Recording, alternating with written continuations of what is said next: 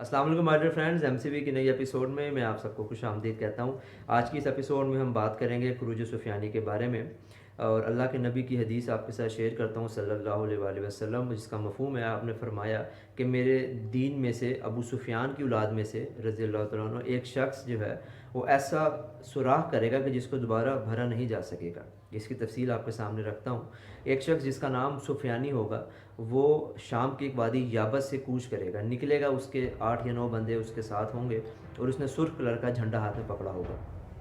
जब वो वादी से निकलेगा और अपनी खिलाफत का और अपने अपने सरदारी का ऐलान करेगा, तो दमिश्क के अंदर उस वक़्त बनु अब्बास का एक गवर्नर होगा। वही सुनने के बाद उससे कताल करने के लिए आएगा, लेकिन वो उसको शिकस्त होगी और उस सुफियानी के झंडे को देख के वहाँ से भाग जाएगा।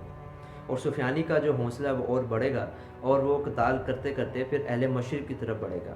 अहले मशरिक़ से कताल करेगा और 3-4 मुख्तलिफ़ मकामात पर उनसे कताल करके हर जगह पर उनको शिकस्त देगा, यहाँ तक कि अहले मशरिक़ कूफ़ा तक पहुँच जाएंगे। और कूफ़ा तक पहुँचने के बाद वहाँ पर भी इनको शिकस्त देगा सुफियानी, और वहाँ पर इनको शिकस्त देने के बाद सुफियानी के गले में एक फोड़ा निकलेगा। उसके बाद वो वहाँ से निकलेगा और शाम पहुँचेगा। शाम पहुँचकर उस सुफियानी का इंतकाल हो जाएगा और इसके बारे में आता है कि इसकी हुकूमत 3 साल होगी। कुछ रवायत में आता है कि 17 माह, 18 माह या 19 माह होगी।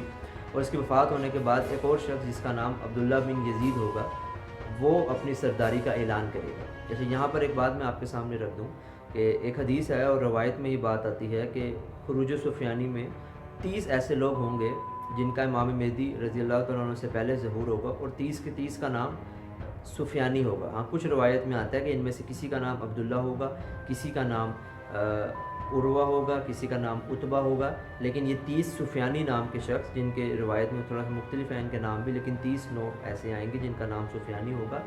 और उनमें से आखिरी शख्स जो है वो अबू सुफियान की औलाद में से सुफियानी होगा, जिसको आगे जाके फिर जिसका किताल और जिसकी जंग होगी आगे जाके इमाम मेहदी रज़ी अल्लाह तआला अन्हु से। अब यहाँ पर एक शख्स जिसका इंतकाल हो जाता है, ये उन 30 में से एक शख्स था। इसके मरने के बाद एक और शख्स जिसका भी मैंने आपको बताया कि अब्दुल्ला बिन यजीद नाम है, वो अब उठेगा और अपनी सरदारी का ऐलान करेगा। वो भी सुफियानी ही होगा और अहले शाम जो है उसके हाथ पर बैत कर लेंगे। लेकिन अहले मशरिक़ को जब भी पता लगेगा कि वो सुफियानी जिसने उन पर जुल्म किया था वो मर गया है, वो बैत करने से इनकार करेंगे। ये सुनने के बाद अब्दुल्ला बिन यजीद अहले मशरिक़ पर फिर हमला करेगा और उनको शिकस्त देकर उनके सारे मर्दों को कत्ल कर देगा और उनकी औरतों और बच्चों को वहाँ से ले आएगा और माल गनीमत को इकट्ठा कर लेगा। ये सुफियानी जो है ये अहले शाम में आ जाएगा, वहाँ पर अपनी हुकूमत कायम करेगा।